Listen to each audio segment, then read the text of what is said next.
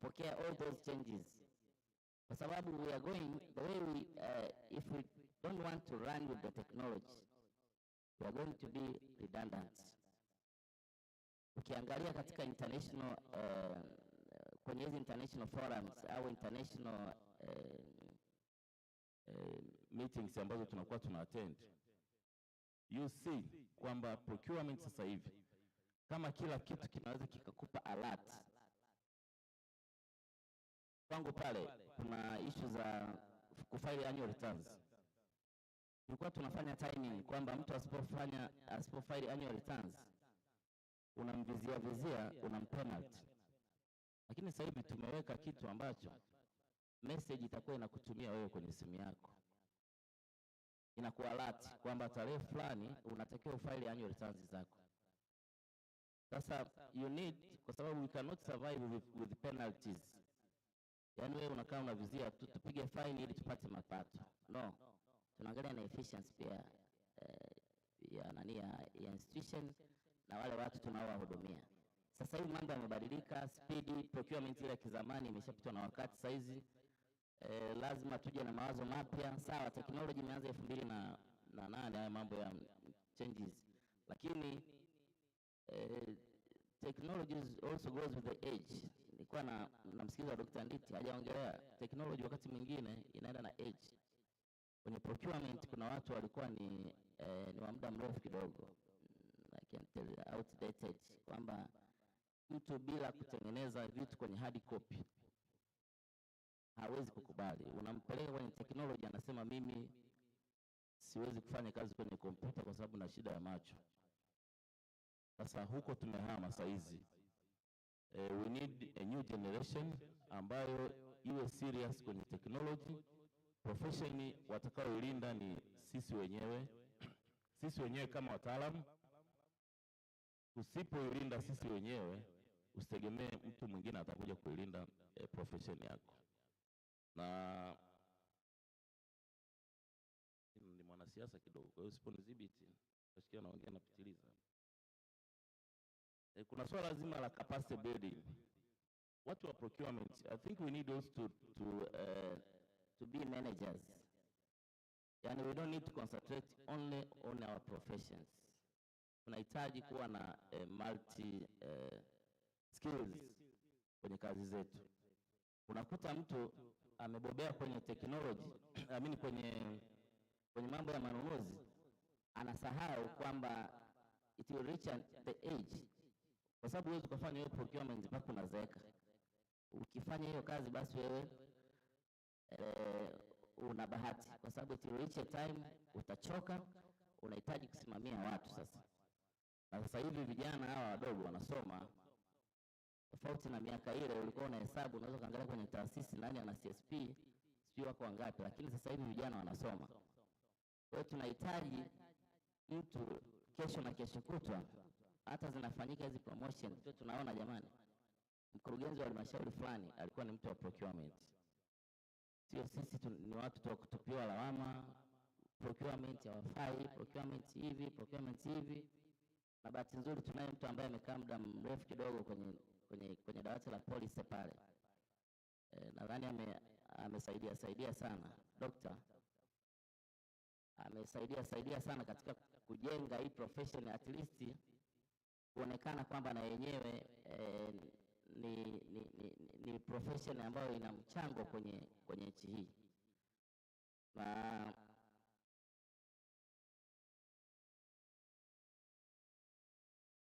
changamoto ambayo nyingine ipo kwamba these systems should be collaborative. And we cannot have a system ambayo imetengenezwa na mtu mwingine bila kupata inputs kutoka kwa wale watumiaji. Sasa tunazo challenges kadhaa ambazo nitolee mfano pale kwangu. Kuna mfumo ulitengenezwa miaka ya nyuma huko ambao sasa hivi tunaufanyia redesigning. Kila ninayemuuliza aliyekuwepo kwenye taasisi wakati huo hakuna mwenye jibu. Anasema sisi tuliona tu CEO ndio walikuwa wanakuja wazungu hapa wanakaa na CEO wanatengeneza alafu wanakuja kutuambia sisi kwa sababu there were no even the signing of the UAT, user acceptance test. Lazima mfumo wote ule ushirikishe watu. Otherwise utatengeneza mfumo huko unakuja kudeploy kwenye watumiaji, kila mtu haukubali, na mifumo mingine unajua inakata maslahi ya watu. Mtu alishazoea kufanya vikazi fulani hivi, anatembeza quotation vitatu sio na nini, anapiga dili huko. Lakini sasa with the system, kwa sababu kuna mtu mmoja aliniambia hata hii TANEPS kwenye TANEPS kwamba na wenyewe anasema wewe ni Isa ujui tu. Kuna kama ni TANEPS sana kwa tunacheza napo huko. Unaona? Kwa hiyo in general ninachotaka kusema ni kwamba tunahitaji sisi wenyewe kuwa proactive kwenye profession zetu. We have the technology ambayo imeongeza efficiency. Tujitahidi sasa tuonyeshe tunaweza, ili watu waone kweli tunaweza, tuweze kuisaidia serikali. Kwenye PPP na kwenyewe nadhani ni eneo mojawapo ambalo ni nzuri sana, kwa maana katika kuwajengea uwezo watu wetu. Mheshimiwa Waziri alielezea vizuri sana. Kuna maeneo ambayo tukitima na wenzetu yanaleta commitment na kuna kosekana interference. Kwa sababu kwenye PPP uwezo kumwambia mtu umeingia na private sector, uwezo kumwambia mtu mmefungua shamba la ng'ombe pale mnakamua maziwa pamoja, alafu mwambie hizi lita 5 mpelekee boss, hizi lita 5 sio nani. Kwenye PPP you can't get that one. Nashukuru. Asante Naisa kwa mchango wako. Kikubwa Naisa amejaribu kutuambia kwamba kwenye procurement usizeeke ukiwa officer unapandisha tenda unaenda kufuata quotation. Hata ukiangalia statistics from Dr. Azizi anasema kwenye digitali umri wa miaka 40 kushika chini ndio wanaweza kukimbiza mfumo. Sasa baada ya miaka 40 tulio wengi hapa sio tutaenda wapi? Hiyo sasa ni swala kwenu. Lakini akatoa nafuu akasema continuous training itakuweka pazuri. Sasa katika hali hiyo, ndugu yangu Dr. Alban, can you please go with all of these 3 papers and contribute where Mr. Nyaisa ended up? Welcome. Thank you, Session Chair. I'll use the frog approach, unarukaruka, so I'll jump. Okay. Kwa benefit ya mwenzetu, when the need be, nitaongea Kiingereza lakini nitatumia Kiswahili. Ninachokiona kwa sisi professionals ni phobia. Phobia ni ule uoga wa kufanya kitu fulani. We are very phobic. Nilikuwa starting from where this was ended.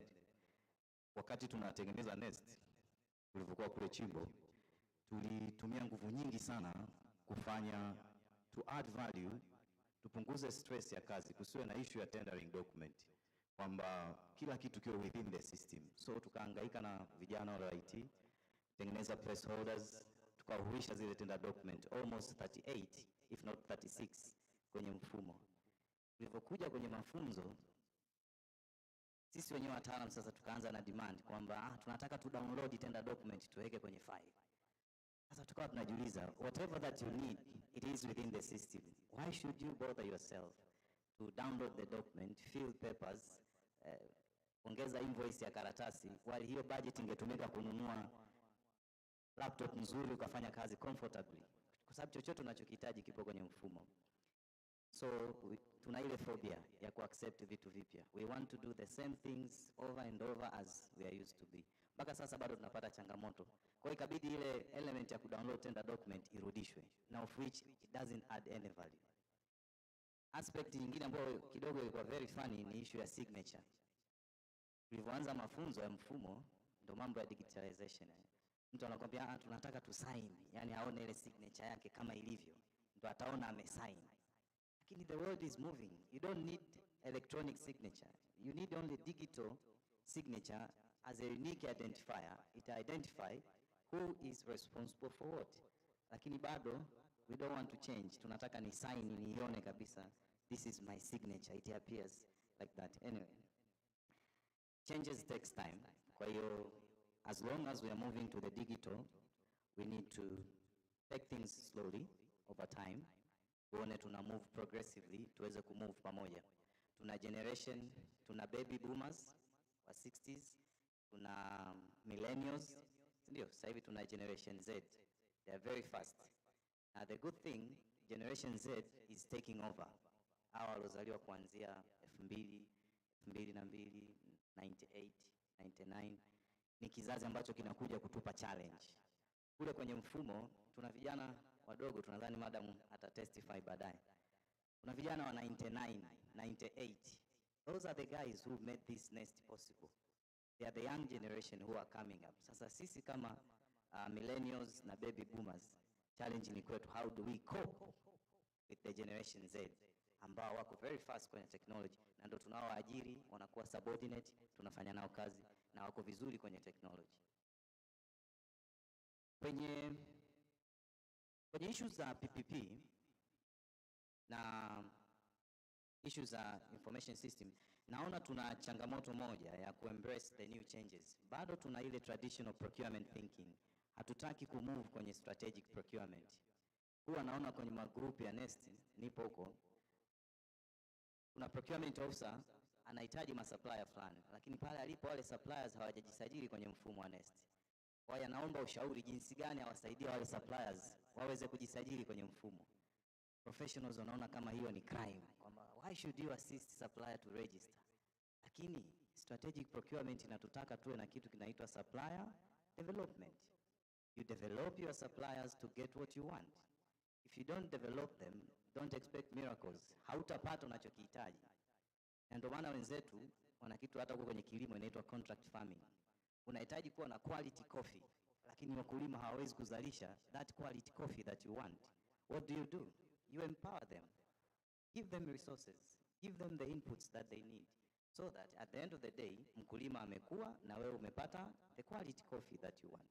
So the same to my fellow professionals. We need to change. It's a paradigm shift. We need to move from the traditional procurement to strategic procurement. We need the suppliers. Kuna issues za early supply involvement. Kuna products tunanunua hatuna clear specifications. Una download specifications Google, unatupia kwenye mfumo, zinaenda, you don't get response. Lakini if you had a forum, why don't you meet with the suppliers, discuss with them so that they understand what you need. They give you inputs with regard to what you need. Does the market provide what you need? Or your specifications are too superficial. Lakini kwetu hapa ukionekana huko na supplier unapiga story, it's an issue. It's an issue. Kuna wengine hadi jumuiya inabidi wame, usisali jumuiya moja na supplier kwa sababu supplier ndo mwenyekiti wa jumuiya. It's an issue. I remember there was a case, someone appealed, amekosa zabuni only because anasema huyu HPMU na mzabuni aliyeshinda sitataja wanasali jumuiya moja. Kwa hiyo ni marafiki and they drink at the same place. So ameshinda kwa sababu they have a relationship. We are forgetting that we are human beings. Nakuja kwenye paper work-life balance and stress kwa professionals. We are forgetting that we are human beings. We are social creatures. Mambo ya ofisini tunaacha ofisini, we need socialize. Some years back, kulikuwa na kibonzo kimoja inamuonyesha, nadhani kakaangu Urembo atakikumbuka. Mtu wa procurement amekaa sehemu ananunulia drinks colleagues. Ilizunguka sana, ikaonekana kwamba azif sisi watu wa procurement hatuwezi kukaa na wadau tukaongea tukabadilishana mawazo.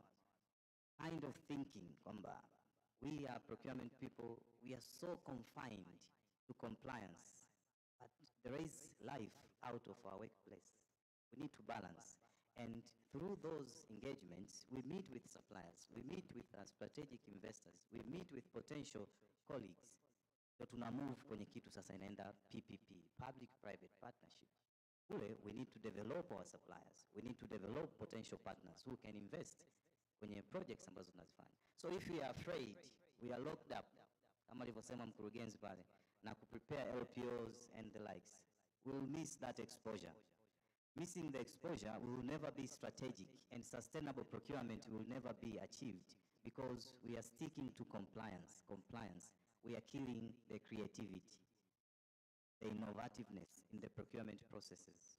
So when we were doing the next thing, one of the issues during the business process engineering was to see what non-value adding activities can be eliminated. Lakini tukaface your challenge that we professionals, hatuhitaji vitu vipya, tunataka tujiconfine to the same way of doing things over and over and over while the world is changing. Nimependa mfumo wa mkurugenzi pale wa Sinotech. Unaona ule mfumo wao kidogo kuna kitu cha ziada, na nadhani sisi madam pale maybe we need to meet with mzee at least to share experience. They have a new system that is doing well in the private sector, then in the public sector we can learn something from them, kwa sababu wenzetu wako more flexible. Richness yao ya creativity and innovativeness, it goes way beyond kuliko sisi ambao tuko confined to a certain environment. On the other aspect, Mheshimiwa Mwenyekiti, this element of PPP ni kitu kizuri, lakini we need to have a strategic orientation. What do we want? Kwa sababu on one end tuna government to government procurement, G2G, ambayo tuna move kwenye ile issue inaitwa protectionism. Lakini on the other side we want to open up ili tuwe na PPP kuweza kuimprove performance. So how do we merge the two? Lazima tuwe na synergy ili tuweze kumove in the right direction. So this one goes to harmonization of the legal system. Kwa mfano, ukisoma ile section 4 kwenye sheria ya ununuzi wa umma ambayo haijabadilika, inasema tunapokuwa na donor funded projects, conditions za donor zikipishana na za kwetu, si ndio wataalamu wenzangu, za donor zina, why not in the PPP? Pale tunapoona we have some certain rules and conditions zina limit creativity, innovations, digital transformation. What are we going to do about it? Na sheria imepita juzi, lakini that flexibility is not there. Ukienda kusoma ile section 105 inayohusu mambo ya PPP kwenye sheria mpya ya juzi, it's a bit silent, imeacha vacuum kwenye regulations. Sasa sijui wataalamu wenzetu watakokuja na regulations watakuja na kitu kipi kipya kuweza kuprovide a good environment for PPP investment, but also to improve procurement practices. Another thing, Mwenyekiti, hasa kwenye mfumo, ningependa tupate experience ya mkurugenzi pale wa Sinotech in terms of integration, kwa sababu kwenye mifumo we are dealing with suppliers. It's very, very important for the systems to help us to do the post-qualification visually, but also to do the background check in terms of due diligence. Na ile muhimu ya mkurugenzi pale tunaita beneficial ownership. Ni very, very important, hasa kwenye control ile conflict of interest. Kwa ningependa utupe uzoefu kutoka kwenye private sector, hasa kwenye mfumo ambao umeutengeneza, inaweza katupa chakula kwa sisi ambao tunasuka mfumo wetu wa public. Lakini kingine, Mwenyekiti, to be brief, the digital transformation requires risk taking. Sasa sisi tulio wengi risk appetite iko very, very low. And when you have a low risk appetite, it limits your creativity. Unakuwa uko very reserved. Chochote kinachokuja unaona kama hiki, no, this one is not good. You are protecting. So when you are closing the environment for creativity, it limits the application of the digital transformations that we are propagating. So we need to check our risk appetite. Do we really need to go there? Or we are preaching what we cannot practice? We are not walking the talk. We are just talking and talking and talking, but can we really walk the talk and reach where we want to go? Au tutakuja hapa, tutajadiliana, then our risk appetite is very low, itaishia hapa hapa. We don't want to take measures. So it starts with us. Do we need really to go there? If yes, are we prepared? If not, what are we going to do about it? Thank you, Mr. Chair. Thank you, Dr. Chopa. Labda wakati tuna consolidate hizi issues za wenzetu wawili ambazo wameweka kwenye floor, mtapata nafasi ya kuchangia. Mimi niseme mawili tu. Moja, huku kwenye digitali, presenters from Nigeria amesema it increasing workload. Increasing workload. Ni kweli, kwa sababu huku sasa hivi transparency imekuwa wazi. Ilikuwa hata wakati mwingine tukianzisha ununuzi, madokezo yanafichwa, yanapotea, mpaka mafaili yanapotea. Lakini sasa hivi zikianzishwa pale, linaonekana liko kwa nani na huko task lazima ufanyeje, ulifanye. Hizi kwenye mkutano wa association tuliona pale, kuna mtu amekaa na zabuni miezi miwili inaonekana, lakini kule nyuma haionekani. Kwa hiyo baada ya hii transparency hii, maanake ni kwamba natakiwa tufanye kazi kwa kasi zaidi, na kazi ni nyingi zaidi kwa sababu zote zinafanyaje, zinaonekana. Na kingine, representative from Nigeria is encouraged to promote knowledge sharing. Knowledge sharing, hiki kitu huwezi kukijua kwa siku moja. Kwa hiyo through these groups, association groups, platforms, jibidishe kujifunza. Unaweza kuwa unapata shida kitu kidogo sana, lakini kwenye knowledge utakuta kwamba unafanya mambo yanakuwa mepesi. Naomba niende kidogo kwenye pepa ya PPP. Niwe specific kidogo kwenye pepa hiyo kwa sababu na dakika kama 3-4 hapa kabla kwa ruhusu tuendelee na maswali na clarifications. Kwenye PPP kwanza kuna misconception za PPP. PPP is not a joint venture. Is not a privatization, sio binafsishaji. Na pia PPP sio public procurement. Ilishajitoa kabisa, sio public procurement. Hii na sheria yake inasimama kivyake. Sasa kwenye PPP kuna mambo mawili. Unawezekana wewe serikali ukaomba miradi, kwa maana inaitwa solicited, au mtu wa binafsi yeye akaja kuomba mradi unsolicited. Lakini issue kubwa ambayo iko mezani hapa niseme tu ni kwamba moja ni sheria zetu sisi wenyewe tunazozitunga. Hii sheria tunga mwaka 2010 ikabadilishwa mwaka 2018 na juzi 2023 imebadilishwa tena. Lakini niseme tu pamoja kwamba Dr. Nditi amesema kuna mradi wa Songa azinigude viwango vya PPP. Kwa macho ya sheria hakuna mradi wa PPP ambao ushawahi kupasi, hata ule sio wa PPP, kwa sababu zifuatazo. Kwenye sheria ya sasa hivi na regulation ya 2020, ili PPP iitwe PPP lazima zabuni hiyo iwe either national competitive au international competitive. Otherwise kwenye regulation zitakazotunga sasa hivi kama zitabreak pale ziweze kuweka methods zingine. Songa sio national competitive wala international competitive. Na kwa mujibu wa sheria sasa hivi inasema lazima pawepo na special purpose vehicle. Uanzishe kampuni kati ya serikali na mdau. Sasa hamna special no SPV hapo. Haipo. Kwa hiyo utaona kwamba kikubwa sana kwenye hii PPP bado kuna shida sana za watu tao. Kwanza uandishi wa miradi. Bado ni shida. Miradi yote inaandikwa vizuri, lakini ikifika mbele kule kwa sababu ya sheria na njia ya kupita inazimwa, inakufa, inarudi. Alafu pili, changes za policies zetu hizi, environment hizi, external changes.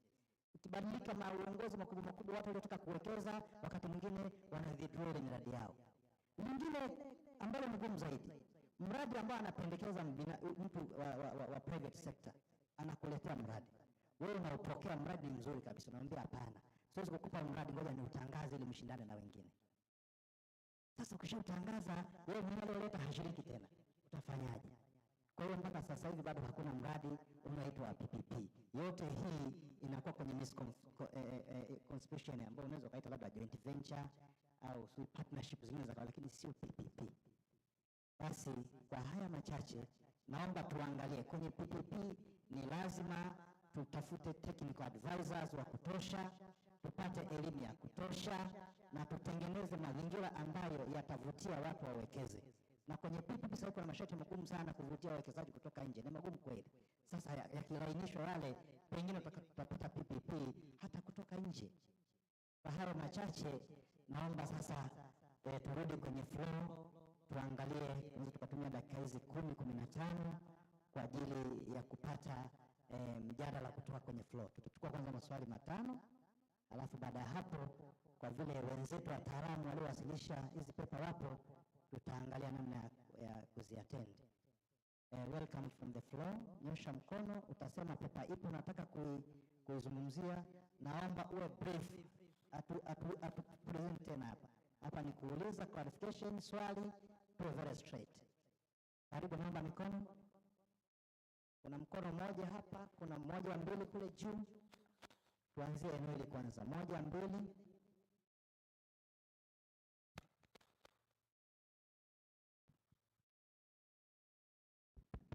Juu kuna mikono miwili. Naomba tuwatende mikono mitatu ya juu pale, alafu tutashuka hapa chini, alafu tutamalizia mwingine wa tano, tutahamia upande huku. Tunaanza eneo hili huko kwanza.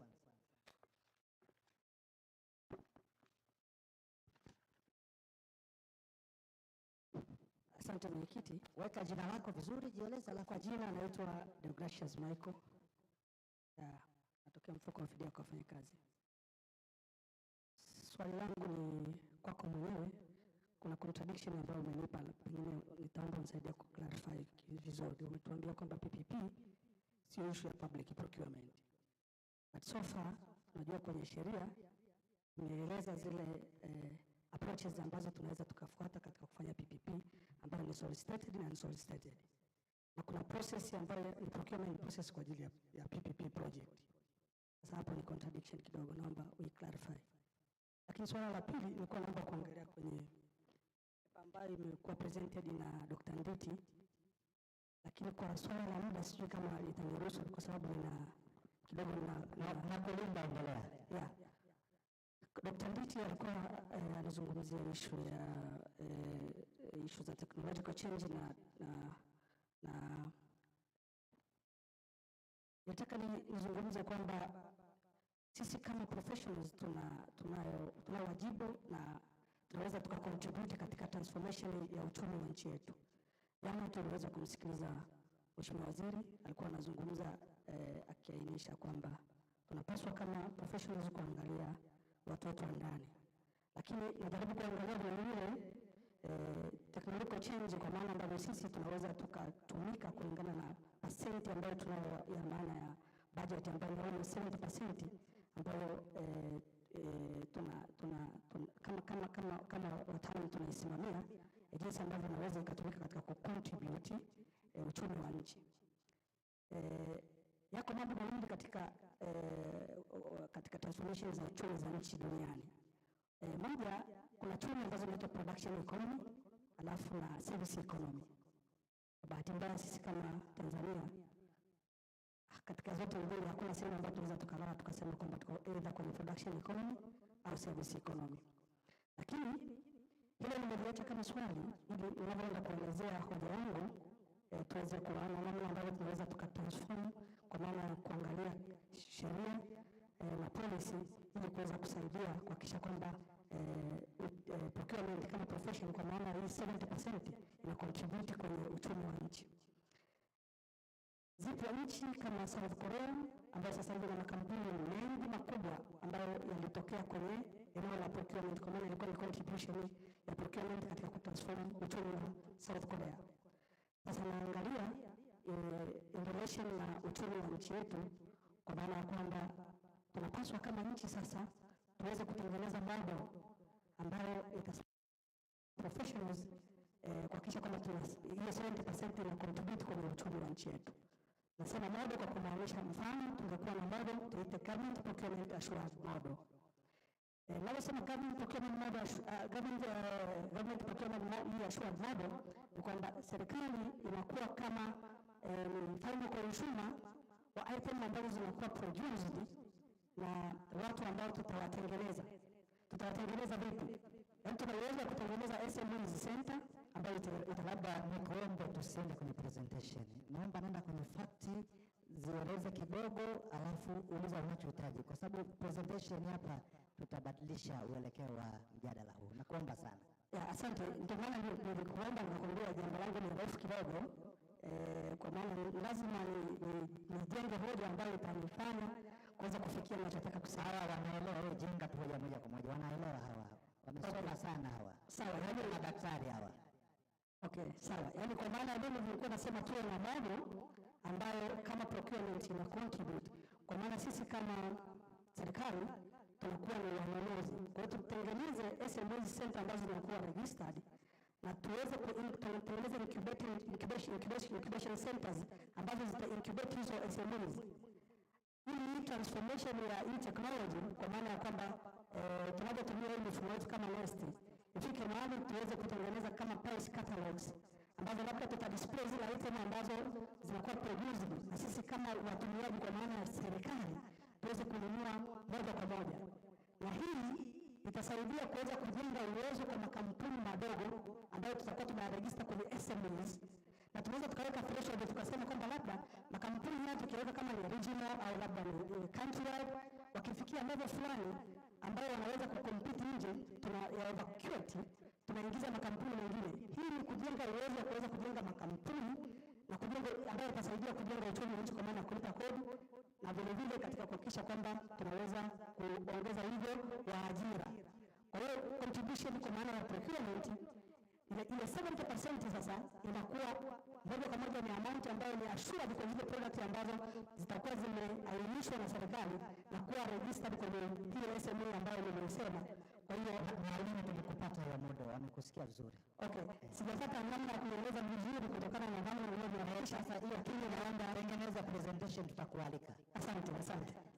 Nashukuru, nilikuwa nataka kuzungumza hilo, lakini ni jambo ambalo ni refu kidogo, lakini muda umenibana.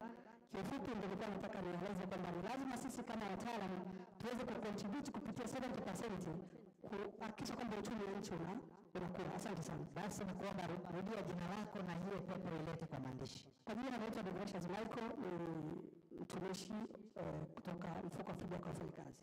Asante. Mkono wa pili hapo, karibu. Jina tafadhali na uwe brief. Majina yangu ni Noeli Phineas Palangio. Nashukuru mwenyekiti kwa nafasi hii, na swali langu litaenda kwa CEO wa COSTECH, lakini msingi wake unatengenezwa kwenye pepa zote tatu na pamoja na maoni ya discussant walioweka hapo kwenye utangulizi.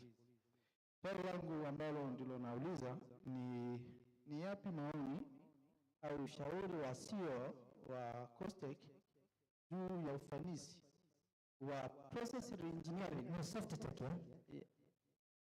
soft tech. Juu ya process reengineering zinazofanyika kwenye process zetu za public sector, ufanisi wa process reengineering kwenye public sector. Msingi wa swali langu ni kwamba kwenye paper yake alieleza juu ya total cost of ownership, ambayo ni declare kwamba mimi niko kwenye area asset management, tunatumia neno lingine tunasema total cost of asset life cycle, ambayo inaanzia kwenye acquisition mpaka kwenye disposal. Sasa kumekuwa na non-value adding process issues kwenye process zetu, ambayo hata discussant mmoja hapa amegusia kwamba kuna vitu ambavyo tungependa tuviondoe. Sasa kwenye process engineering tulitegemea vitoke ambazo tumerithi, ikiwepo sheria ambazo tunazo, unakuta bado vinaendelea kuingia kwenye processes ambazo tuna automate. Sasa kwenye private sector nini kinafanyika kuondoa hilo? Na kwenye paper ile ya well-being ya professionals ilionekana pia 7% ya zile findings imeonyesha kuna tasks ambazo nani adding value. Kwa hiyo tatizo maana yake limeendelea kuwepo, na zile findings zilionyesha namna hiyo pia. Lakini pia tumeona kwenye ile paper aliyowasilisha ya PPP ya Dr. Ndich akieleza kwamba swala la role allocation na accountability ni moja ya swala la msingi kwenye digitalization. Sasa swala hilo kupitia sheria tulizonazo, taratibu tulizonazo, linaendelea kurithiwa baadhi ya control kwa ajili ya ethical issues, lakini nakuta linaingia tena kwenye processes ambayo process reengineering tulitegemea labda lipungue, kwa hiyo tuondoe zile nani adding values. Sasa ni maoni kwenye private sector kwa kutumia uzoefu ule wa miaka 20 alioeleza, nini anaona kinaweza kufanyika? Asante. Asante. Mkono wa tatu hapo juu, tumalize kabisa eneo hili hapa. Huku kwingine naomba mwe na subira kidogo. Karibu jina, alafu nenda kwenye swali ama la, kama ni hoja nenda moja kwa moja, uwe brief. Kwa majina naitwa Sigori Samson Mture, mtaalamu wa ununuzi. Katika hii themes ya kongamano hili ilikuwa inaongelea kuhusu digital procurement, na nimeona katika paper ya Harish Bati aliongelea sustainability. So kuna mimi kwa maoni yangu, na hii imegusiwa pia na Dr. Mchopa kuhusu professional sustainability. So kwa maoni yangu mimi naona katika hii themes au katika mjadala wa digital procurement tuongeze issue ya professional sustainability, kwa sababu digital ni kitu ambacho kinamezeshwa ili kiweze kufanya kazi. Sasa ukiangalia tunapokwenda katika digital kudigitalize procedure nzima ya procurement na tunaifanya total automated, ambapo haitoi mwanya sana kwa wale professionals kuendelea kupractice katika decisions, kuangalia na procurement cycle zetu na job description za procurement tulizonazo katika serikali. Sisi tunafanya functional works sana ambazo sasa hizi zinachukuliwa na mfumo.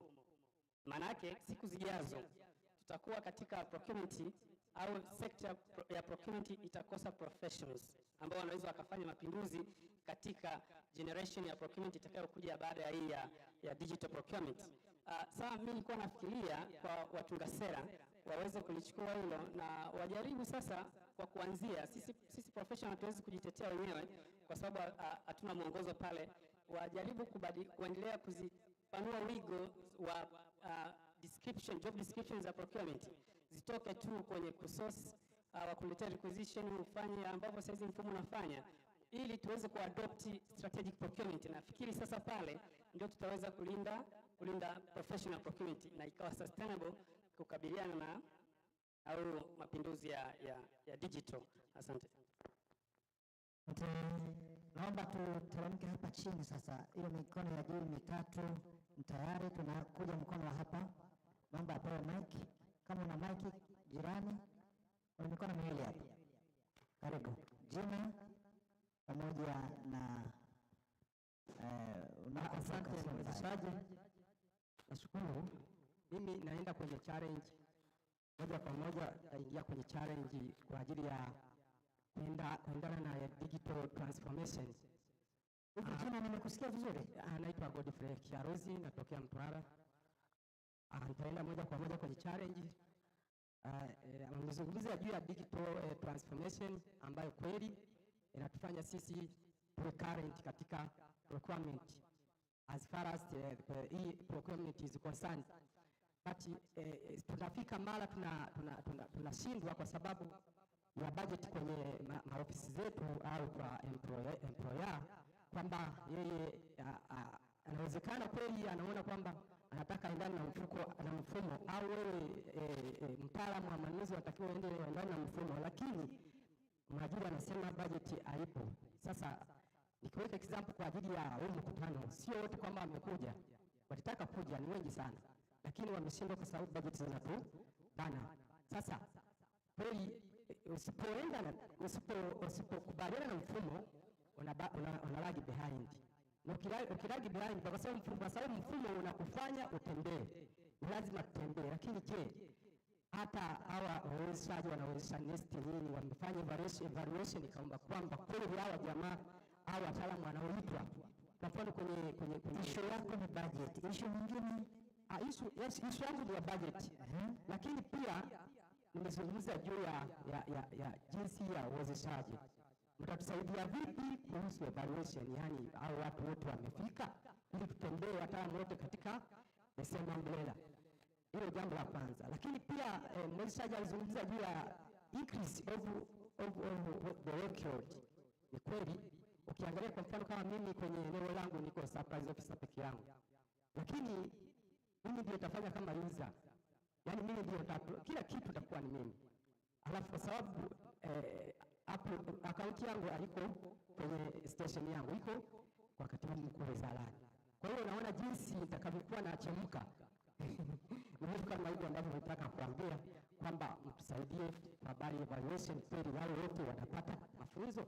Sasa hivi tunatumia kwenye job training ambayo ni Zoom. Sasa Zoom utajifunzaje kwenye Zoom? Masuala ya nesting ni shida. Kwa hiyo mtusaidie kufanya evaluation, kuona kwamba kweli hao watu wanafika kwenye mafunzo, itatusaidia sana. Amina. Asante sana. Asante sana one man show. Kuna mkono pale wa wale mbele. Karibu sana. Swali la 5 ile, baada ya hapo tutayatendi haya, tutakuja second round. Thank you, Mr. Chair. Personally, I don't have questions related to the papers because papers were presented in a beautiful way. My concern, and I please introduce yourself. Myself, my name is Olembile Kisioki. the Director of Procurement, Minister of Home Affairs. In the first place, I should declare my interest. Chair, I've been attending this conference since 1996.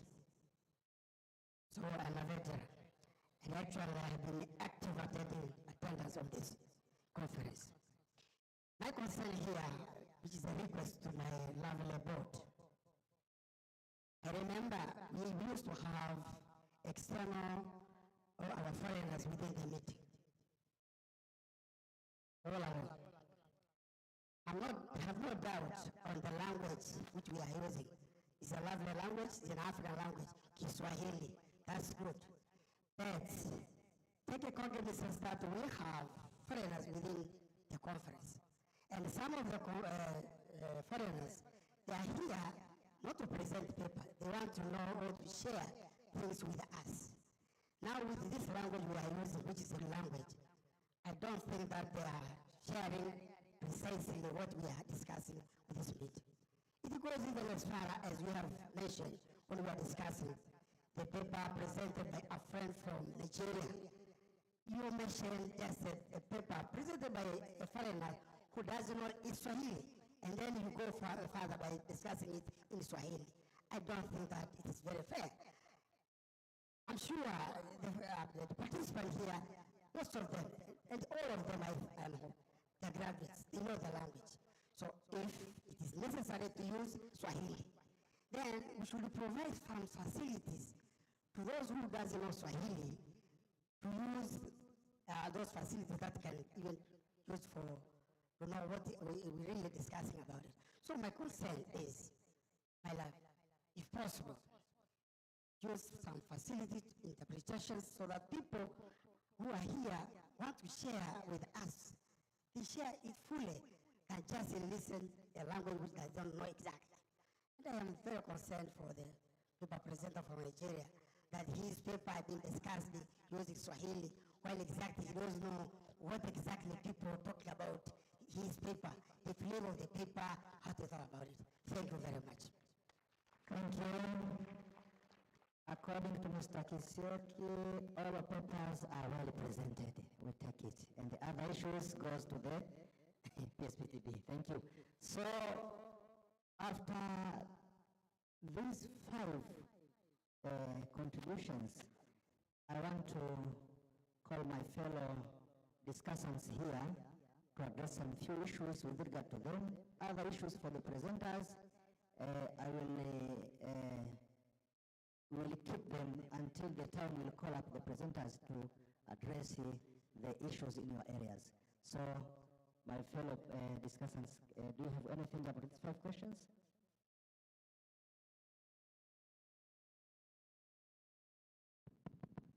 Yeah, so actually this one is, I'm trying to respond on the issues raised by Mr. Godfrey Kiarusi. The fact that these are our internal issues, I can just switch it to Swahili. Bwana Kiarusi, nadhani kuna issue mbili hapo. Umeongelea issue ya Zoom meeting pamoja na ya mfumo vis-a-vis budget, vis-a-vis kuhudhuria hapa. Mimi niwaambie kitu kimoja.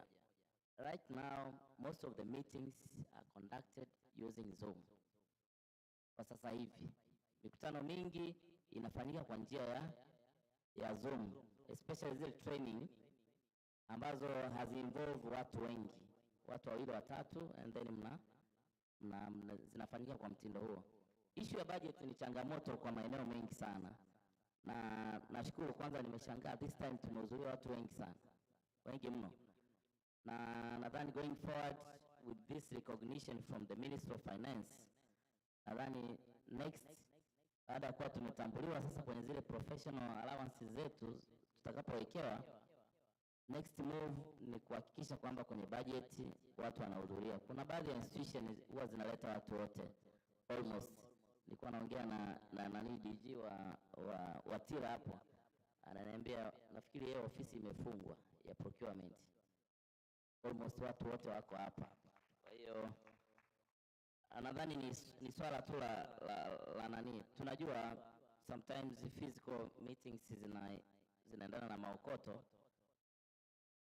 lakini wakati mwingine inabidi tu tujituni kwa mtindo huo. Nafikiri sina cha ziada. Kuna issue tulikuwa tunaongelea, issue ya aliongelea mheshimiwa hapa. Kuna issue ya tender documents watu tunatengeneza kwenye mfumo and then we are still downloading them. Jamani, those are vitu vimepitwa na wakati hivyo. Last time nilikuwa naongea na commissioner wa TRA, namwambia watu wako wanaomba memorandum kutoka kwa wateja wale wanaojisajili kwako kuwa mlipa kodi. Nikamwambia why don't you interface with the BRELA? Ukihitaji hicho kitu you just read it through the BRELA systems. Badala ya kukaa unasumbua tena. Sasa unakuta most of the government institutions they work in silos. Yaani unakuta mtu document ile anajua kabisa inapatikana taasisi fulani, kule nako anaambiwa aiattach. Nadhani inabidi tuhame kwa mtindo kama huo. Hata sisi watu wa procurement, ukihitaji kitu, kama kitu kinapatikana BRELA, sasa hivi iko kwenye nesti, why do you put in your bidding document kwamba submit your business license? Na unajua kwamba mifumo sasa hivi tumesha interface inasomana na BRELA. Sisi ikigusa tu kwetu BRELA pale inakuambia kila kitu, kwamba kama hamna nani hajakata leseni inakuambia. Kuna issue ya digital signature. Sometimes vitu vingine ni exposure tu. Mtu anaamini sana katika kusaini kwa mikono. Lakini kuna baadhi ya taasisi ambazo zina digital signature na zinafanyika. Sisi ndani ya BRELA dokumenti baadhi tunasaini kwa digital. Watu wa Central Bank by the moment natoka kule 2000 na ngapi na 2020, all letters zilikuwa zinakuwa signed kwa digital. Na sign kwenye mfumo moja kwa moja. Sasa mtu mwingine anaweza akawa anaipinga hiyo document kwa sababu hajawahi kukutana nayo. Lakini digital signatures zinafanyika kwenye most of the institutions na zinakubalika. Nashukuru. Asante Dr. Mchopa. Anything before I direct some questions to the policy office? Nashukuru mwenyekiti. Kwa sababu na mimi ni party ya PSPTB, kuna ushauri umetolewa na mzee pale. Kwa hiyo nijaribu kufanyia kazi kama nitaweza kuongea Kiingereza. Okay, nitaongea kwa sababu I'll link with my friend's presentation from Nigeria so that he understands. There was an issue raised by Kiruzi, if I'm not mistaken, about being one-man show, being multitasked. I think with digitalization, that's where we are heading. In the private sector, when you are hired, the first thing they'll ask you, do you know how to type? Do you know how to process data? Do you know how, can you handle secretarial duties? If you say yes, that's check number one. Secondly, do you have a driving license? That's check number two. Meaning what? It means they are cutting down the cost of two personnel. You'll be the manager, you'll be the secretary, you'll be the driver. You drive yourself. The car is outside, full fueled. You go wherever you like. But we are not hiring a driver for you. So that the same paradigm shift is coming in public procurement. And that is why we are having a lot of systems in order to cut down the wage bill. So you being alone in an office is a challenge, but you need to take it positively. And that is where the presentation from our brother from Nigeria is coming.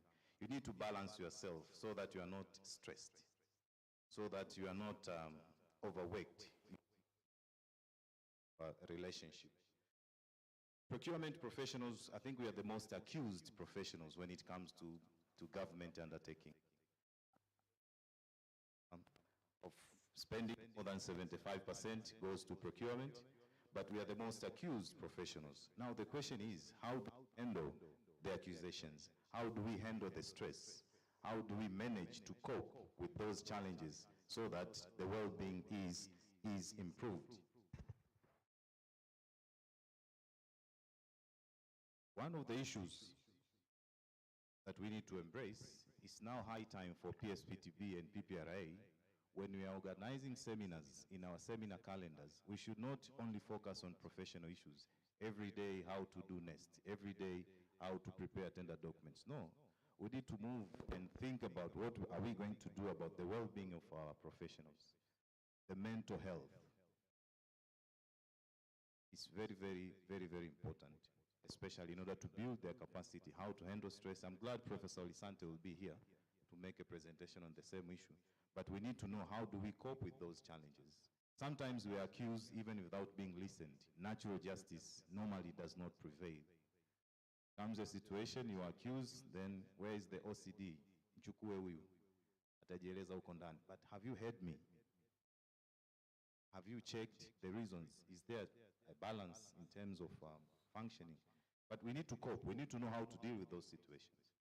Coming to the issues of systems, there is no way we are going back. We are going forward. So we need to plan ourselves. We need to take what needs to be done in order to ensure that we cope with the changes that are proposed. With NEST, it is there. Whether there are challenges, there are no challenges, life has to move on. Now, how do we update ourselves in our professional knowledge? Are we doing business as usual, or we interact with colleagues, with professionals? I'm very surprised, even when where I'm coming from, I do a background check sometimes. I find my colleagues, they're not even in any of procurement professionals group, and I was wondering, are you really a procurement professional? Yes. I'm not seeing you in any group. Where are you interacting with your colleagues? How can you learn from the experiences of others? How can you learn from the challenges that your colleagues are experiencing? If you wait for the employer to train you, my friend, it will take forever. Sometimes through these social groups, WhatsApp groups, I know some of us are very sensitive with WhatsApp groups, but that's the way of living.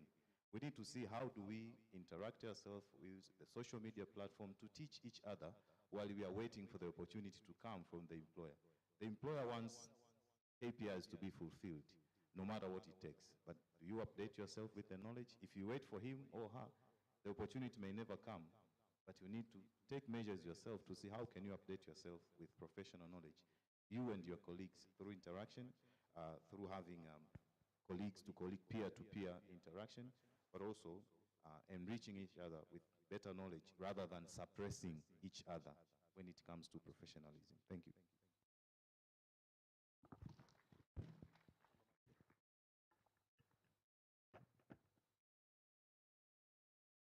Okay, thank you, Dr. Mchopa. Before we go to the second round, let me respond to the issue raised by Mr. Michael. He was confused with the, if PPP is not a public procurement. Please not get confused. PPP is not part of the Public Procurement Act. PPP, the severance issue. It started with the PPP policy of 2009, and now it has its own act, and the PPP is not in our nest.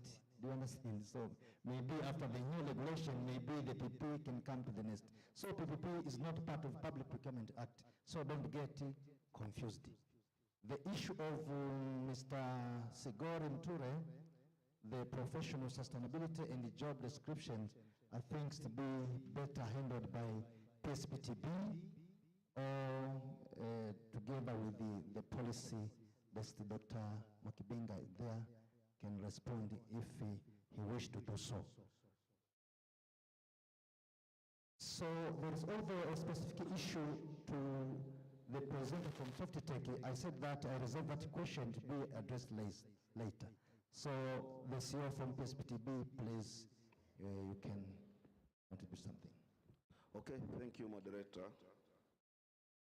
I just wanted to insist to the recommendations given by Dr. Aziz in his presentation. And I encourage my fellow professionals to go and read the full paper. It is well elaborated with a well clear link between what we do as professionals and what is our well-being as individuals and human beings. So I encourage people to read that.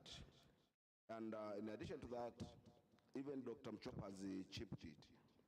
How to take ownership of your own development, professional development. Sometimes, even when we are encouraging succession plans at our workplaces, how juniors can learn from their superiors and directors and so forth.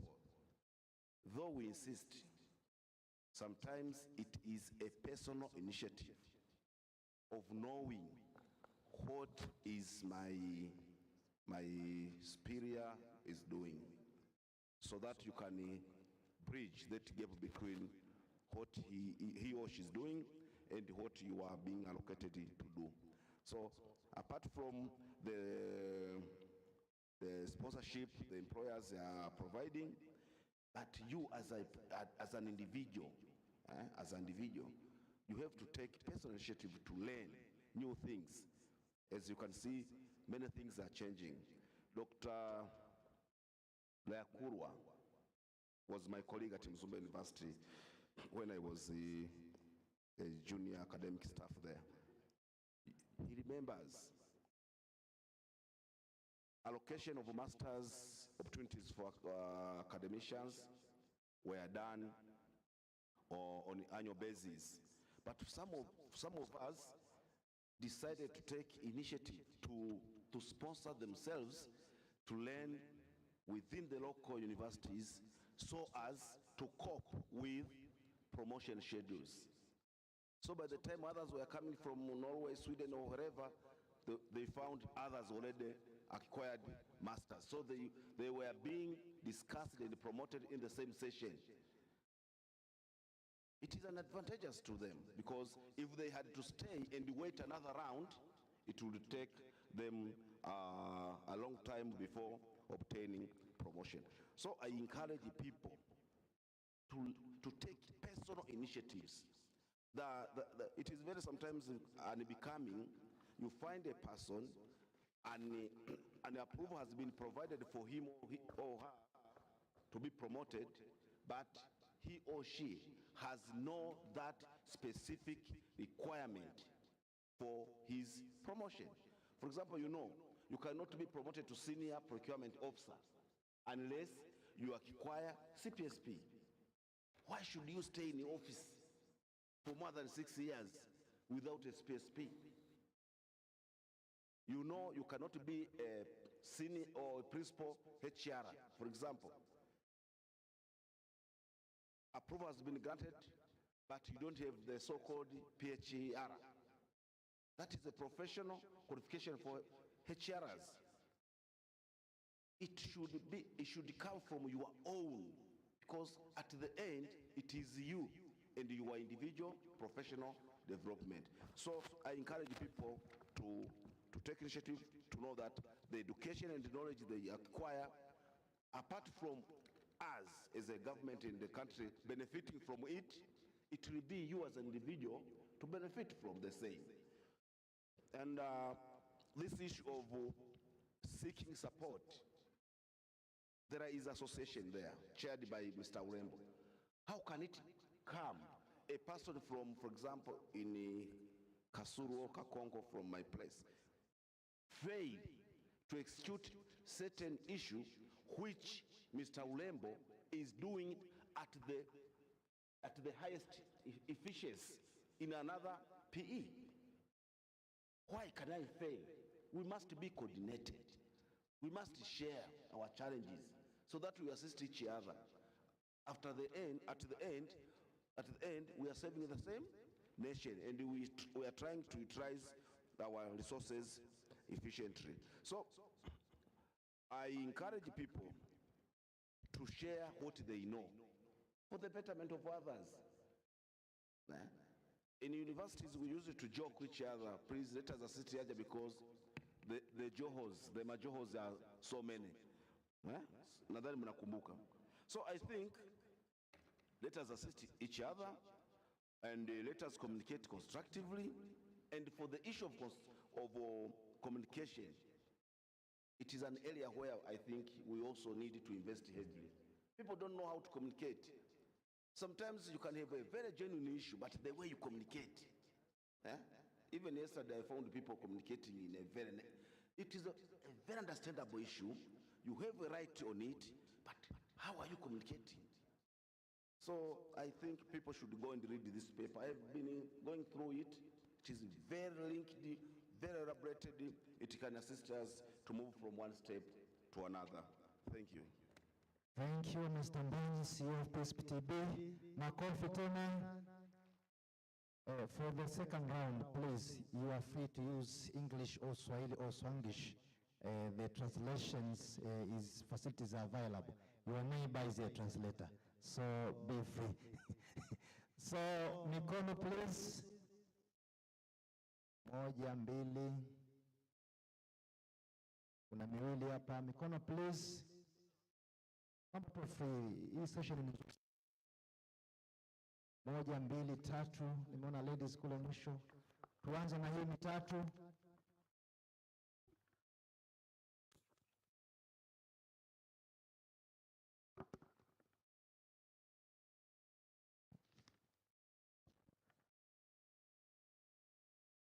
Asante. Kwa majina naitwa Sylvester Maganga, Procurement Officer wa Chuo cha Ustawi wa Jamii. Mchango wangu naomba utajikita kwenye PPP kama alivyo presenti Dr. Nditi. Kwa mujibu wa presentation za jana, kuna vitu vingi vilizungumziwa. Kulikuwa na issue za limitations za digital transformation. Ukasema kuna issue ya awareness, desirability na knowledge. Nina idea ndogo kuhusu PPP. PPP ni strategic in nature. We are talking of 50 years, 20 years and above. Na ukiangalia moja ya changamoto za PPP, ukilinki na presentation za jana kwamba watu hawana awareness as a nation, that is a serious case. Iko na wasomi wenyewe wanaofahamu ni wao wa sasa hivi. Long back years watu hawajijifunza hiki kitu, na niliwahi kusoma PPP kwenye level yangu wakati najifunza. Challenge lecture aliwahi kusema kwamba hatuna hata financial models, those equations of which we can argue with a potential investor. Hatuna, tuna copy equations, na tukiangalia unapofanya ile visibility study, unaangalia social, commercial, environmental viability. Consequences of project, it can take 50 years ukimess up. Ndio maana wengi wana look back, anasema anachenga kuitekeleza, lakini sasa inaonekana hicho kitu lazima tutekeleze as a country. Kwa mimi ninachoshauri sasa, usilash kama kweli tuko serious na PPP. Let us get prepared, tutengeneze awareness, kama inawezekana tuweke kwenye syllabus, watu waanze kujifunza kutoka level za chini, ili miradi iwe ukipresent kwenye society inakuwa supported. Na success factor ya project ni security support. Watu wakishapiga makelele wanahitaji waelewe, wakishaelewa kizuri tayari washakwamisha move.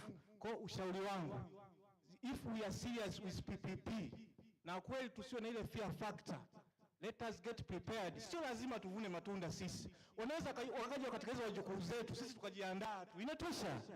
Tribute contribution. So, I advise our fellow professionals, hii swala tusilash, tuanze kwanza na kutengeneza awareness, knowledge, country wise. Baada ya hapo, we shall come kwa international. This is our country. Wewe kama utakufa, watu wafanye kazi, wadau watanufaika. Asante. The second one there, kuna mkono hapa mbele yako. Subiri utakuja tu, subiri ngoja aongee hapa mbele. Karibu ndugu yangu. Jina tafadhali. Kwa majina naitwa Magoti Washington, natokea Karatu. Mimi nitakuwa na jambo tu moja ambalo nitatoa kama changamoto. Presentation zote ambazo zimetolewa zimezungumzia namna ambavyo mfumo wa supply chain utakavyokuwa na jinsi faida ya digital ilivyo itakavyokuwa na faida katika mfumo wa supply chain. Lakini kuna jambo moja sahau hapa. Hii mifumo ina mambo mengi ambayo yanakuwa yanabadilika kila siku, updates na nini, lakini tukumbuke ya kwamba kuna vitu kama cyber security. Sijaona mtu ambaye amejaribu kutengeneza awareness ya kufahamu cyber crimes zinakuaje, zina namna ambavyo ya kuweza kuziepuka, jinsi gani tunaweza tukawa aware kuhusu hizo cyber crime. Sijaona presentation ambayo imegusia jambo hilo, kwa hiyo nikasema ngoja na hilo pia niweze kulizungumzia. Pili, kuna upande mwingine wa customer service, customer experience. Imezungumziwa kwa juu, lakini naomba niulize, kuna mkakati gani au kuna mbinu gani ambayo imeandaliwa kwa ambao wanafanya call center au customer service kwa upande wa mawasiliano? Je, wanaweza kusaidia namna gani kama kutoka kuna technical issues au issues ambazo wanatakiwa kuaddress ili kuweza kusaidia watumiaji wa mfumo wasipate changamoto? Nadhani wengi tunatumia Nest, humu ndani tunajua changamoto ambazo tunakutana nayo upande wa call center. Jinsi ambavyo huduma inakuwa changamoto, upokeaji wa simu wakati mwingine, au saa nyingine unaambiwa subiri na majibu yakipita yamepita. Na hii pia imechangia hata sisi wenyewe watumiaji wa mfumo kuwasiliana, kwa mfano customer service kwenye upande wa Nest, tunajua kabisa muda kwamba ni kuanzia saa 2 mpaka saa 4. Baada ya hapo mawasiliano hakuna. Je, kuna mkakati gani ambao umeandaliwa pia kwa ajili ya hao watu wa call center ili kuweza kufanya uboreshaji wa mfumo wa kidijitali? Asante. Naomba mkono wa tatu pale nyuma pale. Wewe shika mic tuendelee. Ladies pale, jitambulishe jina. Asante. Jina langu naitwa Esther Mnyagala. Natoka ofisi ya Taifa Takwimu. Mimi concern yangu ilikuwa ni kwamba ni kweli tunakwenda kwenye teknolojia, lakini sehemu zingine vifaa ni vichache au watendaji ni wachache. Kwa hiyo serikali pia iangalie, kwa sababu kila tunachokitaja hapa kinasema teknolojia. Sasa kuna watu watehama, unakuta sehemu nyingine wako wachache au saa nyingine yuko mmoja. Kwa hiyo unakuta anaitwa huku na pia na vitendea kazi vinakuwa pengine sio rafiki sana. Kwa hiyo waangaliwe pia na hawa, na kama kuna mafunzo ambayo yanakuwa yanaendelea ili waendane na teknolojia, wapelekwe mara kwa mara ili waweze hata kutengeneza hizo module na nini, wanakuwa at least wanapata mafunzo, sio wanajifunza tu wenyewe, pia kuangalia tu sehemu fulani na namna gani. Pamoja kwa tunasema tunaweza tukashirikiana na nini, lakini pia wafikirie pia kwa habari ya mafunzo, pamoja na watu wa ununuzi pia wawe na vifaa rafiki kwa kazi hizi. Ni haya tu. Asante Esther. Mpe jirani yako hapa, na mikono miwili lakini mmoja ushachukuliwa pale na jirani yake. Esther, naomba jitambulishe. Kwa majina naitwa Sings Petro Yunga, ni mtaalamu wa ununuzi. Kwa swala la digital transformation, wakati tunapokuwa tunafanya research, nadhani tunaangalia mazingira yote. Kwa mfano mimi natokea kwenye local government. Nizungumzie mfano mzuri kuhusu Nest. Ukiangalia uelekeo wa serikali sasa hivi, tumeelekezwa kwamba kuanzia tarehe 1 mwezi wa 10 ni lazima taasisi zote za serikali zifanye manunuzi yake kupitia Nest. Lakini tumefanyaje? Kwa mfano sasa hivi serikali inapeleka fedha moja kwa moja kwenye facilities kama vituo vya kutolea huduma za afya, shule na kadhalika. Wenzangu ambao kwenye local government hii swala tunajua. Tumewafikiaje ili kuhakikisha kwamba ili swala linakuwa effective? Na wakati tunafanya sampling, kwa mfano tunafanya piloting ya swala la Nest. Je, tulichukua taasisi mojawapo kutokea kutokea chini kabisa kwamba hawa watu tumeona kwamba wanaweza kufanya ununuzi wao kupitia Nest. Mimi nadhani na hili tungelipata majibu hapa kwenye platform. Asante. Asante. Nina bonus ya mkono mmoja. Kama hapa kuna mkono, naomba. Au kuna mkono huko juu? Naomba nihesabu mikono iliyobakia. Kuna mkono juu moja, mkono mmoja huko mbele hapo. Kuna mkono mmoja huko pale wa 3. Na kuna mkono mmoja wa 4. Sawa jamani, imebaki 4. Naomba wengine ni encourage muandike kwa maandishi, tumeni kwenye summit point, tutawapata vizuri kabisa. Naomba mikono 4 tumalize kwa pamoja. Na kuruhusu hapa alafu utakuja juu hapo. Jina tafadhali? Kwa jina anaitwa Elisha Mshumbusi, kutokea ubalozi wa Marekani. Kiuhalisia ilikuwa sipashi kuwepo hapa, lakini kwa kutamani kujua kinachoendelea kwenye local content, nikaushauri uongozi wangu niruhusu na mwenzangu tuweze kuhudhuria kongamano hili, na tumepata mengi ambayo tutaenda kushare na wenzetu kule, kuangalia maendeleo yaliyopo kwenye procurement professionals hapa nchini Tanzania. Yangu mimi sio maswali, yangu ni ushauri, kwa sababu systems tunazozitumia ziko a little bit advanced. Jitahidi na nusu dakika tu. Nenda straight. Ushauri wangu ni training. Kiangalia concern nyingi hapa introduce NeST, lakini utaratibu wa kwa train professionals upo. Kuna mmoja amesema through Zoom, lakini uweko utaratibu mzuri wa kutrain manpower yetu kule kwetu na kufanya kazi. Training is a key, ambayo huwezi kuruhusiwa kufanya kazi kama ujawa trained na kushinda mitihani. Almost every year kuna training ambayo sio chini ya 10, na you have to do exam and pass. Usipo pass, you are out. So training is the key. Asante. Naomba mkono pale juu, mwenye mic pale juu, karibu jina, nenda straight. Kwa jina naitwa Eliameli Manase, natoka sekta binafsi. Mimi nilikuwa nataka kutoa ushauri tu. Nimeona presenter karibia watatu wanazungumzia habari ya TANEPS kwamba imemaliza muda wake, imeingia NeST. Lakini lazima tutambue kwamba kuna watu wa sekta binafsi wako mahali hapa, na naamini kuna mifumo mingine zaidi ya huo wa NeST.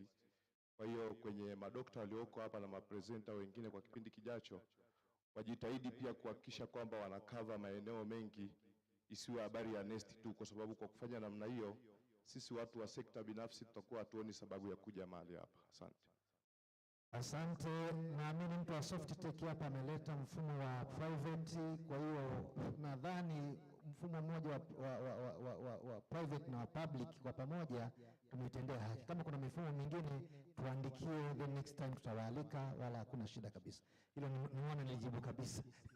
Sasa naomba tumalizie mkono huko hapa mbele, na mkono mmoja kule nyuma kabisa kulia tutamaliza. Baada ya hapo tutarudi huku meza kuu. Asante, karibu. Asante sana. Ninaitwa Benezet Kamala. Ni mtaalamu wa ununuzi na ugavi, lakini sasa hivi niko kwenye ni mjumbe wa bodi ya BSPT. Ningehitaji sana kwanza kidogo na Softtech, lakini nimeshindwa kuifaa kwa sababu nimekuta imeandikwa presentation from Softtech, lakini sijaona jina la presenter. Nisamehe, si kama kuna ambaye analifahamu atanisaidia. Sio muhimu sana sasa hivi. Aliandika? Hajaandika kwenye ratiba, sijaona. Nilipitia kwenye ratiba ya. Yeah. If you take from the presentation by Softtech,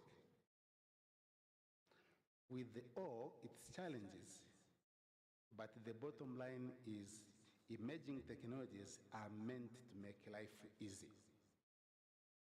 Now, if we go to the contrasting point from Dr. Aziz's presentation from Nigeria,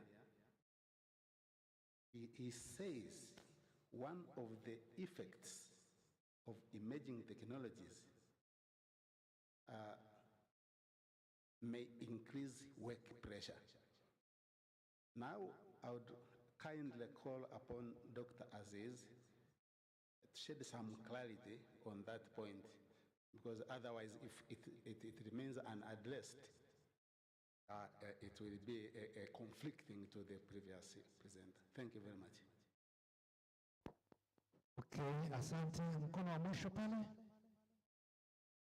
Mpo mic. Introduce yourself, then go straight. Habari za mchana. Naitwa George Kish Anthony na ni mtaalamu wa manunuzi kutoka Iringa DC. Mimi nina maswali yangu kama mawili hivi. Sisi tunaotoka local government na digitalization, nafikiri kuna tatizo kidogo ambalo tunalipata mpaka sasa hivi kwa wale tunaowahudumia. Kule local government zaidi ni siasa zaidi na utaalamu kidogo. Leo naomba straight, una nusu dakika tu. Sawa. Sasa tunasema digitali, kila kitu kiende kwenye digital. Yes. Lakini wale tunaowahudumia tumejipangaje? Kuna kitu tunakiita force account. Force account hela zinapokuja zinaelekezwa moja kwa moja kwenye vijiji, kwenye whatever huko mashuleni na kadhalika. Na wasimamizi ambao kimsingi wameambiwa ni wale wakule wa kusimamia. Na hata kama tuliliko kwa mheshimiwa waziri jana, alisema hela zote zimeenda kule na watu wa kule wote wafaidike. Huo ni ugomvi, kwa sababu sisi tuna hawa local artisans ambao wao wenyewe automatically baada hawajaingia kwenye mfumo tutaingia, lakini vifaa maana yake vitatakiwa kuingia kwenye mfumo. Sasa tunaporudi kwamba hata yule ambaye mwanzo ilikuwa kwamba yule anayeingia kwenye hela zikishaenda kule, maana yake hata anayegonga kokoto mradi ziwe na thamani kulingana na hali halisi, au yule anachimba mchanga anatakiwa, au wale wanaochimba mawe wapewe mikataba na waweze kusupply hivyo vitu. Hiyo ndio community participation ambayo local force account inataka. Sasa hii inaenda kuondoka kule. Tunarudi kwa madiwani ambao wao pamoja na wabunge nao ni madiwani ambao wao wanaamini kwamba hela zimekuja kule, wanaaminisha wananchi kule kwamba wataweza kupata hivi vitu na hawatapata. Ikija hawatapata, maana yake sisi tulioko kule ndio tunapata shida kwamba tumekorudi na watu wa kule ili waweze kupata, halafu wale wabaki kama walivyo. Mr. George, naomba ende straight. Je, kama kuna issue naomba niulize kidogo kwa sababu na moderate hapa. Yes. Kuna pepa kabisa kesho amnesty. Hilo swali lako na kesho ulirudie. Kwa hiyo leo wewe nenda straight afu kesho ulianza upya. Sasa naomba majibu kwamba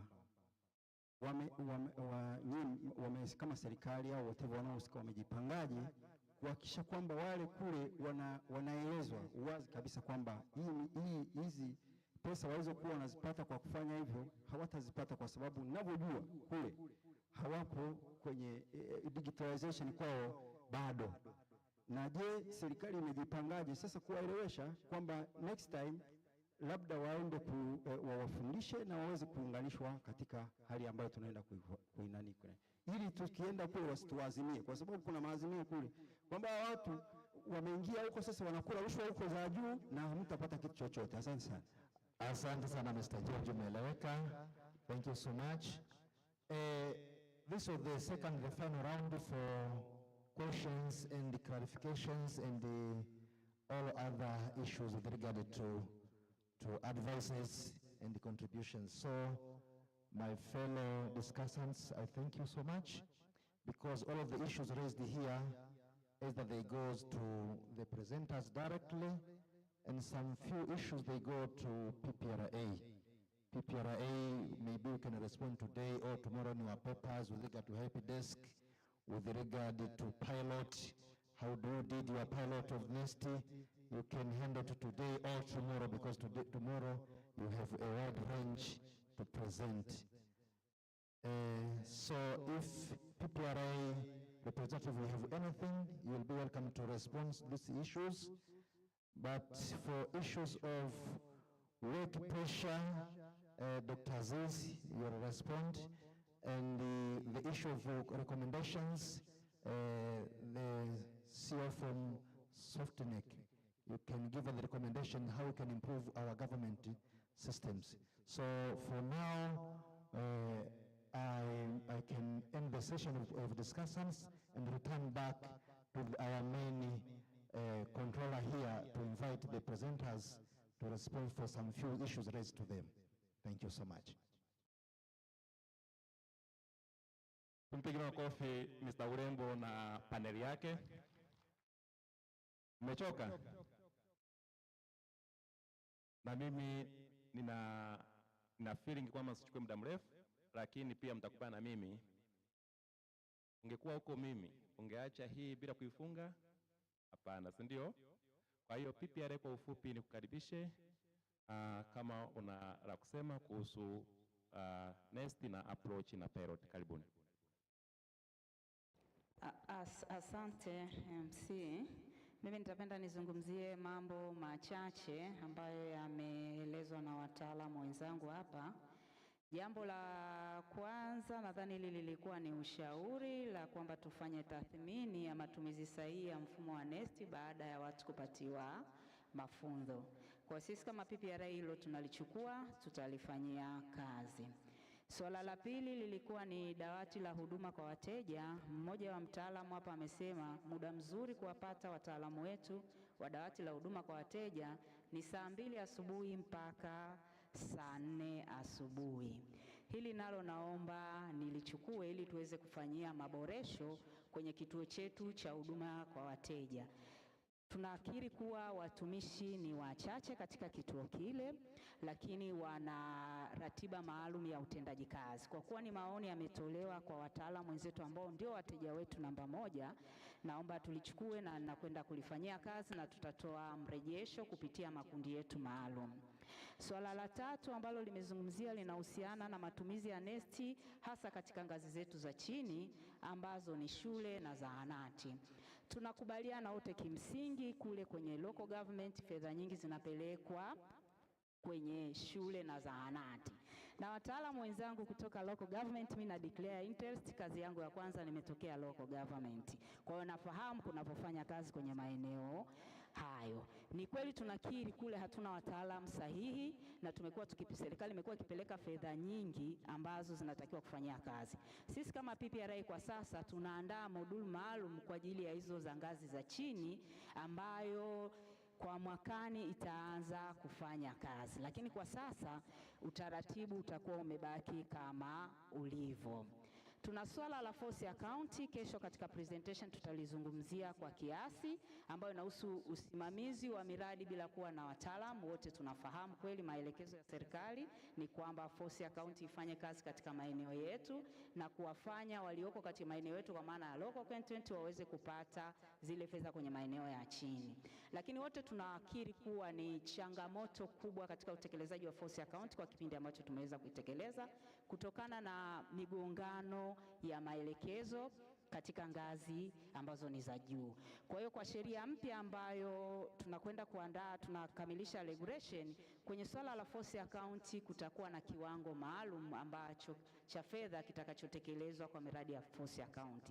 Si kwamba miradi yote itatekelezwa kwa force account. Kama washiriki watakuwa na maswali, kwa kuwa kesho tutakuwa na presentation asubuhi saa 2 asubuhi, tutaelezea zaidi kwa ufasaha kwa maeneo ambayo kama majibu yatakuwa hayajitosheleza. Asante sana. Nakushukuru sana, nakushukuru sana. Dr. Aziz, I welcome you again. But the question it has been addressed on whether digital transformation it increases the pressure at workplace. You're welcome. Thank you. So my argument is that emerging technology would streamline processes. It will make work easy, in quotes. But paradoxically, it would increase work pressure. Because work pressure in the sense that a whole lot of how should I put it? A whole lot of expectations. You want results. You want this report, this report, this report. At the end of the day, paradoxically, it would lead to technological induced stress in the long run if you don't help your employee balance it. It's like taking too much of something. You become an addict. For example, there's this drug, they call it tramadol. You know, tramadol in Africa, if you read about it, it's abused. Now, tramadol is used for pain, to relieve pain, and even marijuana. In Canada, in some states, we have medically, they use marijuana medically. and they will tell you that you must not take it too much so you don't get addicted. Now we've started seeing people getting addicted to the emerging technology. And that is why elsewhere, you can look at data in Europe. You see programmers becoming so lonely. At 25, they have money. Then maybe 30, you just commit suicide because they don't have social interaction. That is one thing I said about techno stress, technological induced stress. So as employer, we must know when to or how to help our employee manage these things. For example, if you are supposed to close at 5, let the employee close at 5. Don't now send an email at 6 and say, oh, can you quickly go over your email and look at that thing and send me a quick report. That quick report will take extra 3 hours. So all those things, we know, oh, just go over it, or can we quickly have a Zoom talk? And these are things, these are ways to they combat it in Europe. Very recently, I think about this week or last week, the European Council just passed a resolution on how to use AI ethically, because they know a whole lot of, so AI won't displace people of their job. I was reading the report, I think this week or last week. So AI, so they are ensuring that they as a government help their people manage their well-being. Now, what are we doing as employer? If the workload, yes, it's technology brings about workload. I use technology too. And like Doc has rightly said, it inhibits creativity. Recall, during COVID-19, so many people were going to technology. I want my daughter, I want my son, I want to become a full stack developer, a front-end developer, a UI UX designer. Now, what happened? This year, we have loads of them. Dashdor, Facebook, Twitter, they started retrenching them. They started retrenching all of them. Now, that I welcome you to summarize it, Doctor. Okay, thank you. So that presupposes that in as much as technology is good, it gives promise, we should not overlook the perils. Thank you.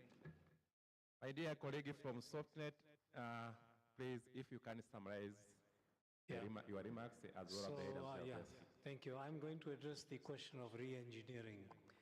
See, the word re-engineering means doing things differently. If you are going to do whatever you are doing now and bring it onto the system, that's not re-engineering, that is duplicating. So the term re-engineering means we need to do things differently. How do we approach this in the private sector? Number one, we will ask somebody the question, why do you want to do it this way? Give us the reason. Now let's take the example of signature. Why does somebody want a signature? They want the signature because it's a sign of, number one, I've seen it, I agree with it, I approve it, and this is me. That's why I want a signature. The why is very clear, but the how can be very different. The how can be Dole Gumba, it can be signature by pen, it can be a digital signature, or it can be a digital identity which is unique to you and which nobody else can ever have. See, there are so many how. What you need to understand is why. So that's number one. When we ask the person a question why, and if they don't have a justification, you drop it. If they have a justification, you retain it, but don't let them dictate how. There are many hows, and that's what digital transformation is all about. You can do things in a different way. So that's very important. Number two, the private sector vision and the emphasis is number one. Of course, you want to get what you want to get. That's why you are procuring. But number two, it is efficiency, cost. Those are the criteria that matter the most. And finally, the private sector is happy with decisions made by professionals. And you don't need 20 of them, 2 will do. So the hierarchy and the management style, now the government operates differently, so I cannot comment on that part. I've worked with the government for many years. Thank you very much. Thanks. My brother, Dr. Nditi, I think you have something to conclude as a remarks. You're welcome on PPP. Yes, first of all, I would like to thank you those who contributed. They've contributed a very solid matters about technological changes. I've seen somebody talk about the role and accountability as far as the PPP in conjunction with digital transformation. And also, there are some people spoke about the lack or scarcity of manpower and computers. I think this is also the issue, very important. And also for LGA, I think I touched that we needed to put awareness to politicians, because sometimes politicians are representing the public. They can just decide to be against something because the public, they are not aware about certain issues. So politicians themselves, they need to be aware of this issue. That's why local government, they're getting such a predicament. Coming to the chairman, Mr. Urembo is my friend. He gave me a very constructive criticism, which is very good. But you know, in history, we learned about evolution of human being. Some says come from zinjaslopers or an ape or wherever. But when you finish school, most people say people came from God. Yeah, so me, I will remain came from God. If my friend wants to remain that we came from an ape, is him. And also, I would like to criticize a little bit to Rembo when he say PPP must be national competitive and international competitive, and then you say no procurement is supposed to be involved. So how is going to be done on this one?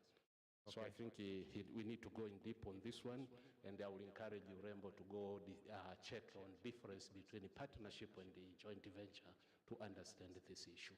And we are not talking in a scope which cause a problem in the country. We are looking even outside what they do so that we can bring in the country, and the PPP should succeed. Thank you very much. And I think as we have ended, we can write more papers on the PPP, more research on the PPP. We get a clear understanding on the PPP. Dear delegates, I must tell you the secret on how I was running the program. Today, I want you to release you at 16 hours. I don't always stay more. Fika saa 10 kamili nataka nifanye nini? Twende jini. Leo watu wakarishi mpaka. Kwa hiyo wakati tunani program, siri iliyokuwepo ni kwamba tunataka ikifika saa 10 kamili watu wafanye nini? Wakaone mlima wa Meru na kadhalika. Nimkaribishe dada yangu Samim aweze kuendelea na utaratibu unaofuata. Niwakaribishe kwa session ijayo, itakuwa ni dakika 40 na baada tutaondoka kwenye ukumbi wa mkutano. Nakushukuru sana. Tuwapigie makofi moderator, paper presenters na wote waliochangia. Sasa niwakumbushe tukitoka kwenye lunch kuna paper nzuri sana. Emotional Intelligence and Stress Management kutoka kwa Professor Ole Gabriel. Kwa hiyo tusikose. Emotional Intelligence and Stress Management ni kitu muhimu sana, tukakipitia tukafahamu kwa undani. Baada ya kusema hivyo, kuna watu walisema wanataka kwenda Ngorongoro na wengine wanataka kwenda Arusha National Park. Wanajiandikisha pale nje. Wa Ngorongoro ni 160,000, Arusha National Park ni 50,000. Kwa tuendelee kujiandikisha. Lakini taasisi zifuatazo wawakilishi kutoka huko: TCRA, NHC, WCF, TBS, TBC, TAWA, TCAA, BOT, DAWASA, TPDC, TBA, EURA, Muhimbili na TRA. Naomba tuonane kabla ya kwenda kwenye chakula. Na chakula chetu ni kwenye tenti na ukumbi wa Nyasa. 1 hour is more than enough ili turudi tuendelee. Bon appetit.